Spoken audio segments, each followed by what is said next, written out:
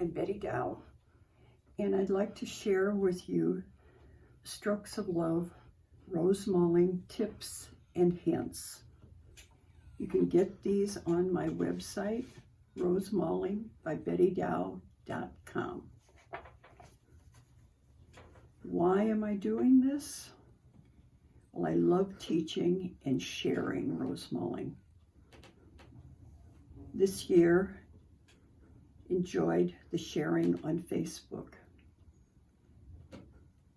Got lots of ideas, but my classes have been canceled like so many other things nowadays. So I decided, with the help of my daughter Marcia, to try a video. In December, published this book, Strokes of Love, after 3 years of working on it. I was just going to have a mimeograph copy of the designs, 40 years of my designs, and give it to my children. And they said, no, I needed to put it in a book. So 3 years later, the book came out last December, just before this virus hit. So now I'd like to share some of this and some of my ideas with you.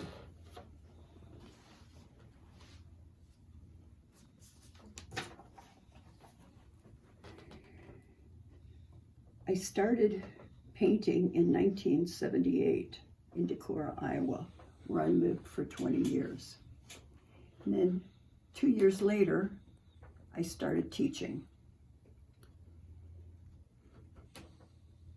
And I demonstrated and taught mainly in oils for the first 11 years. And then Gary Albrick had a seminar in Madison, Wisconsin, and he invited a group, and there were like 25 of us, to this seminar, week seminar. And when we got there, he said he had this new acrylic paint and he wanted us all to try it.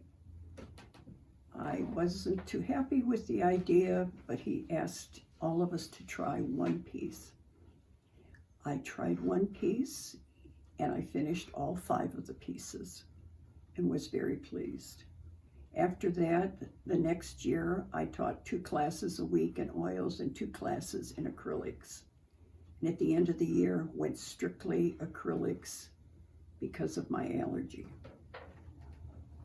What is Rosemaling? Rosemaling is made up of S&C strokes, stylized flowers, and various colors. From the designs are from various provinces in Norway. I paint mainly Roglan and Telemark, but also do the other styles.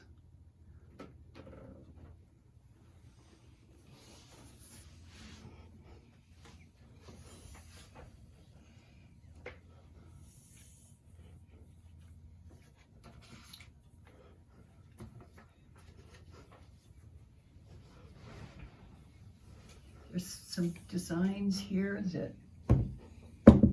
I have done through the years.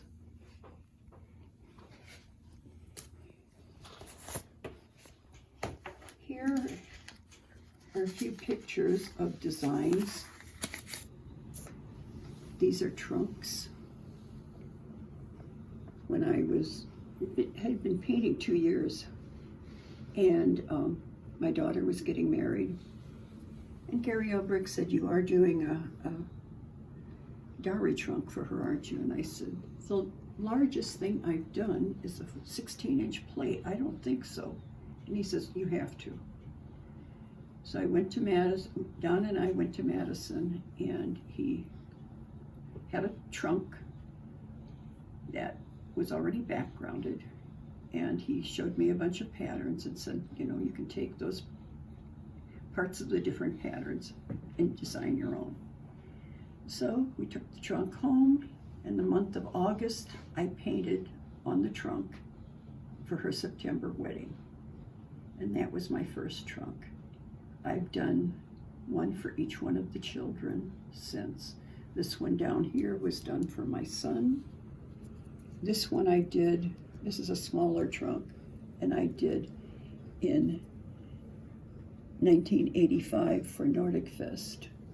And here's a birdhouse that a friend wanted in her family room, and I thought that would be a fun thing to do. The first time I taught a class in Decorah, I asked everybody, what they wanted to do. These are beginners, and all of them, their goal was to teach. Their goal was to paint a trunk. And I said, well, give it a couple of years and you can. This is fabric painting, and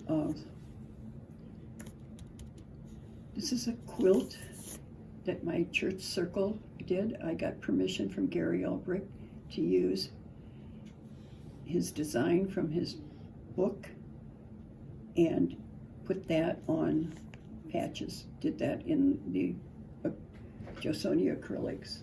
Also this blouse here, did this in the early years, and it has it on the back too.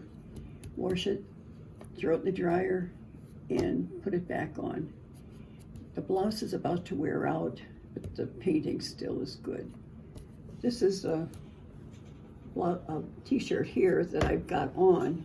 This is the front of it, but I like the back.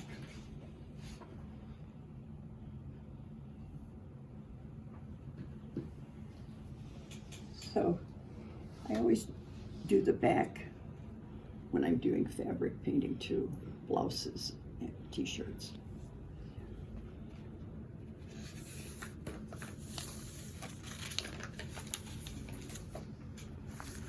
These are canvas notebooks that I do. For one class, we did this notebook.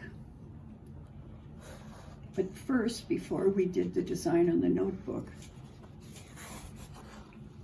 we drew lines, and I had them put the stroke work on there. And then afterwards, we sealed it.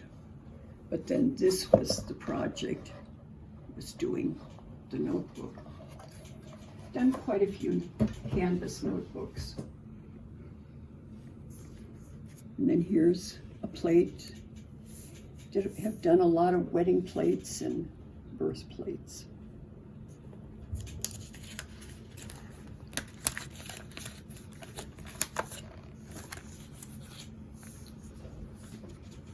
Here's a metal tray, clock, and this is metal and glass. And these I just love. Lady in Tampa had a miniature store, and she asked me if I would rosemold this for their display, which I did. And this is a real egg, and it's from a rhea bird. And I taught that at an eggery convention in Tampa.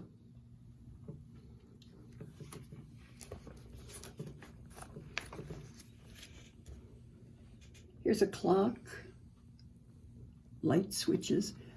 I have a light switch, rosemold light switch in all my rooms, and I have for years. And it's a conversation piece, and it adds to the decor.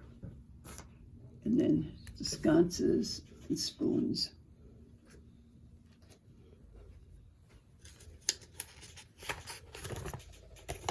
And finally, Christmas. Everybody loves Christmas. This is a sleigh, and then the doorknob holder, which I have on my door, and I just leave it up all year. It's an evergreen, and so I have it on several doorknobs. And ornaments, and this was from a display of a shop that asked me to do things. When I first started Rosemaling, I did ornaments for my children. And the first ornaments that I did, I just put a design on the front and hung on the tree, and naturally it would twist and you'd see the back plain paint. So from then on, from second year on, and all the classes I taught, we Rosemale it on both sides. It doesn't make any difference if it twists, it's hanging there. I gave my children an ornament the first year, and then every year since have Rosemaled one for them. Also my grandchildren and great-grandchildren. And this has been fun to see their trees in the holiday and see all of the ornaments.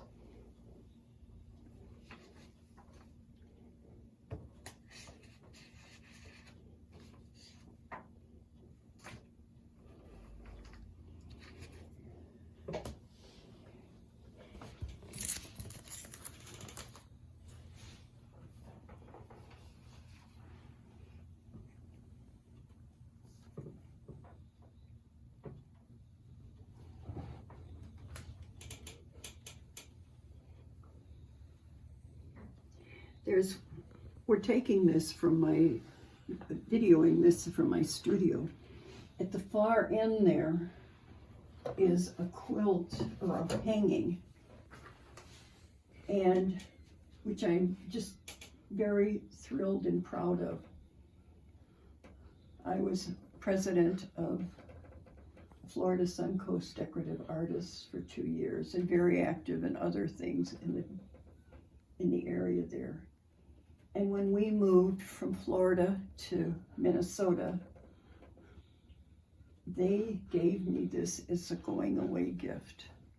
My dear friend Jenny Berman quilted it and designed it. Each square is painted by a friend, an officer, and several of them, quite a few of them, in fact, are former students. And on the back, there's a label, and it's hand printed with the names of all the artists that worked on this. So when I come in here and I paint, I'm always inspired by this beauty in my friendships. What I like to do, if we continue for any length of time, session 2, this is session 1, just getting to know me. Session 2, my goal is to do stroke work.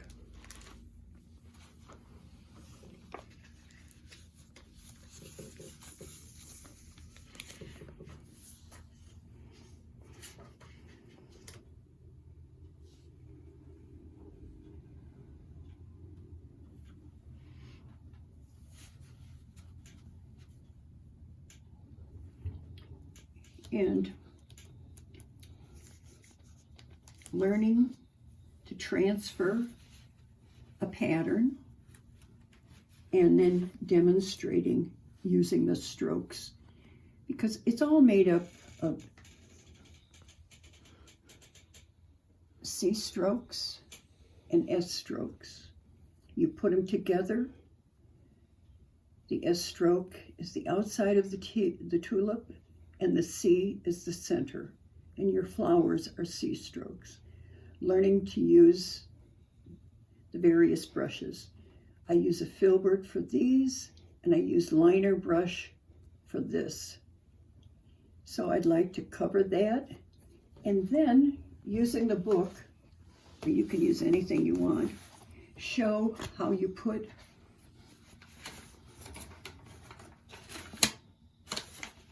a design or a bag in here, line it up, and then transfer it. Once it's transferred, I will demonstrate floating the color. First you edge it, then you float it, and using S&C strokes. And we'll just use one or two. We'll use one color with maybe two values. Here I've used two shades, two different kinds of white. And I've floated it. And then we'll outline and finish it. And that would be the session 2. If we continue, I would like to do session 3 would be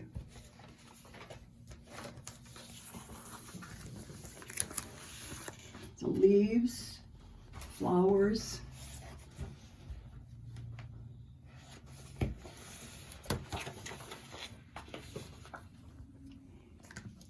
so you have leaves, various flowers, scrolls, and step by step how you do them.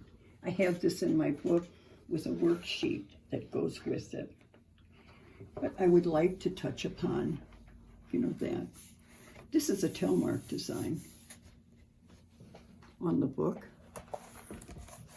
And this is a Rogland design.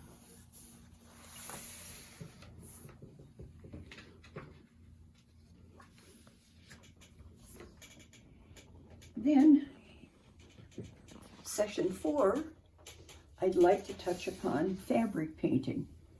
How to use the medium, how to scrub, use a scrubber, and the various brushes and the mediums, and to do some fabric painting, transfer the design and demonstrate fabric painting.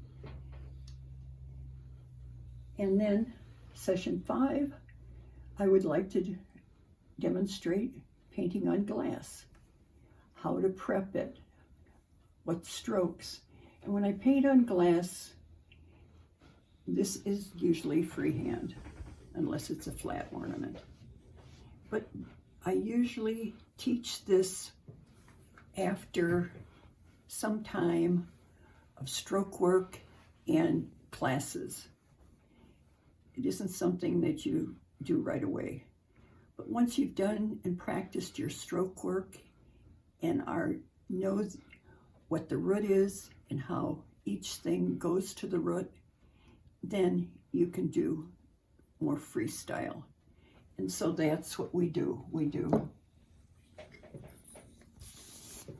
This is the root and a couple of filberts to it. Do the same thing on the other side, and then fill in with filler flowers.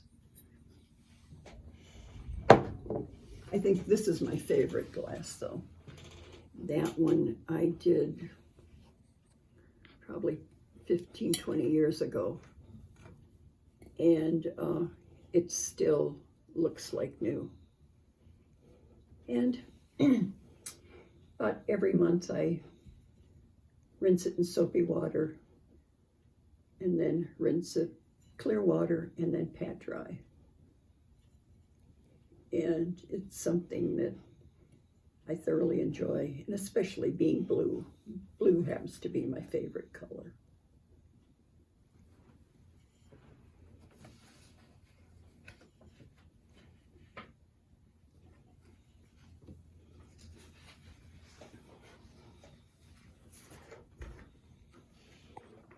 These will all be just demonstrations and helpful hints that maybe will encourage you in your painting. I call them baby steps.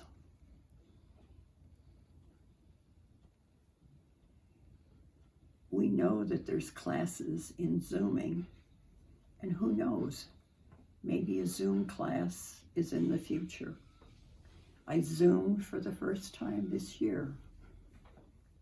Easter, I sat at my table and had my Easter dinner, and on my computer were all of my children throughout the country. Zoomed them. My sister-in-law died. Zoomed the funeral because it was closed just to the family. And then to top it off, our Florida Suncoast Decorative Artists had a meeting, and they Zoomed this year. So I was able to Zoom with them, and we shared what we've been doing in some of our Rosemaling. So this is a possibility too. So I hope you enjoyed these few ideas and hints, and we can go from there. Please visit my website, rosemalingbybettydowe.com. And also, if you have questions, you can email me, and I will be glad to answer. Thank you, and have a great week. God bless.